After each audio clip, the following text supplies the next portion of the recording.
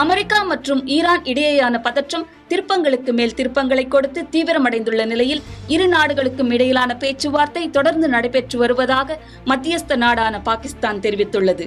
அதே நேரத்தில் அமெரிக்கா ஜோர்டானை குறிவைத்து நடத்தப்பட்ட புதிய தாக்குதல்களுக்கு பதிலடியாக ஈரான் ஆதரவு பெற்றதாக கூறப்படும் இலக்குகள் மீது கடுமையான வான்வழி தாக்குதல்களை நடத்தியுள்ளது.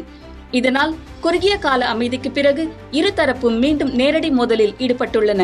கடந்த 2 நாட்களில் ஈராக்கில் செயல்படும் ஆயுத குழுக்களை குறிவைத்து அமெரிக்காவுடன் இணைந்து சவுதி அரேபியாவும் தாக்குதல் நடத்தியுள்ளது. இதே வேளையில் எகிப்தின் மத்திய தரைக்கடல் துறைமுகம் மீது முதல் முறையாக ட்ரோன் தாக்குதல் நடத்தப்பட்டது. இதையடுத்து மேற்கு ஆசியாவில் நடைபெற்று வரும் மோதல் மிகவும் ஆபத்தான கட்டத்தை எட்டியுள்ளதாக எகிப்து அதிபர் எச்சரிக்கை விடுத்துள்ளார். முன்னதாக மோதலை தணித்து பேச்சுவார்த்தைக்கு வாய்ப்பளிக்கும் நோக்கில் இரு தரப்பினரும் தற்காலிகமாக தாக்குதல்களை நிறுத்தியிருந்தனர். ஆனால் அந்த இடைநிறுத்தம் நீடிக்காமல் மீண்டும் தாக்குதல்கள் தொடங்கியுள்ளன. இதுகுறித்து பாகிஸ்தான் வெளியுறவுத்துறை செய்தி தொடர்பாளர் தாஹிர் ஆண்ட்ராபி கூறுகையில், ஈரான் மற்றும் அமெரிக்கா இடையிலான பேச்சுவார்த்தை தொடர்ந்து நடைபெற்று வருகிறது. குறிப்பாக ஹர்முஸ் ஜலசந்தி தொடர்பான பிரச்சினை மற்றும் பதற்றத்தை குறைக்கும் நடவடிக்கைகள் குறித்து இரு தரப்பும் ஆலோசித்து வருகின்றன என்றார்.